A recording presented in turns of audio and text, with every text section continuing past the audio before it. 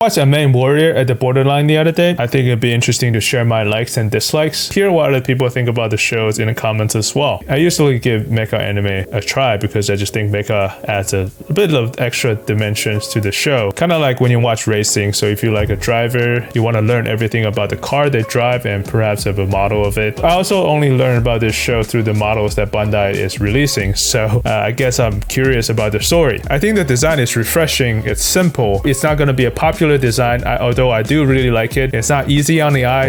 If the story is good, it will make it better. For example, in Hathaway, Kusi and Penelope, they're not the best looking Gundams. Story was good, and I think a lot of people have changed their mind after seeing the movie. It wasn't my favorite design, but I think I do like it a lot better after watching the Hathaway movie. Like, all the mechas are just too quote-unquote beautiful these days. It's getting boring. I want some good old weird and ugly designs. The overall art is pretty decent. It's a typical Gundam series quality, typical mecha series quality. The music's pretty decent. So it's a typical first episode of a mecha anime where it shows all the main characters. They get into trouble and somehow end up in the mecha and piloted for the first time to fight off the bad guys. The main character seems very brave and capable so far, and so which is also good. Not overly optimistic or fearful. Although I do miss seeing some anime main characters, they're not perfectly likable. For example, Amuro or Camille. And I also like how there are no overly sexualized characters yet.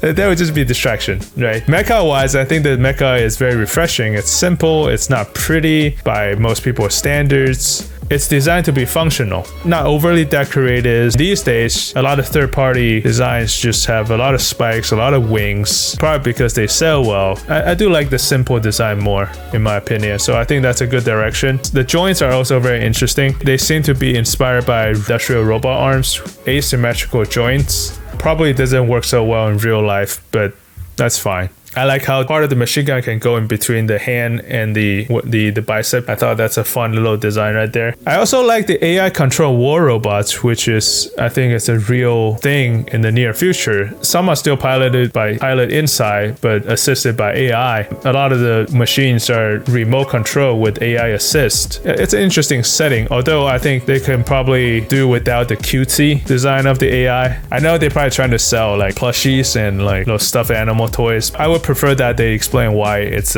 cute. It's a cute AI. Where'd it come from? Maybe the scientist that developed the AI is cute.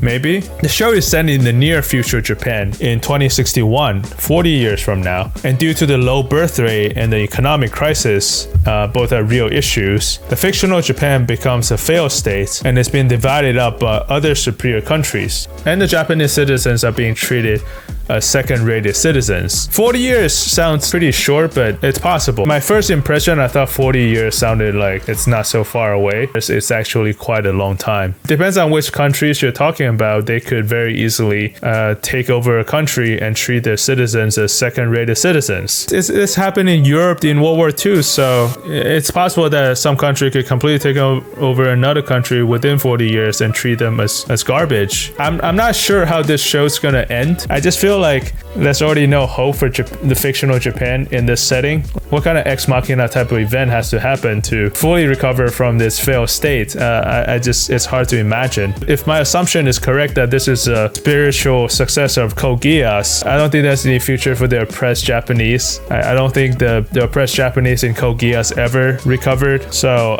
we'll see what happened after the first episode. We'll probably have a better idea what happens based on the second episode. Oh, I should give a rating. It's a normal episode. It's nothing special. Typical mecha anime first episode. Let's do 7 out of 10. 2 points for the mecha design. It's not gonna be a popular design. I like it, so I think different is better. Simple, less is more. As usual, feel free to comment below. Let me and everyone know what you think about the show, and I would love to hear from you guys. So yeah, that's it. I'll see you guys next time.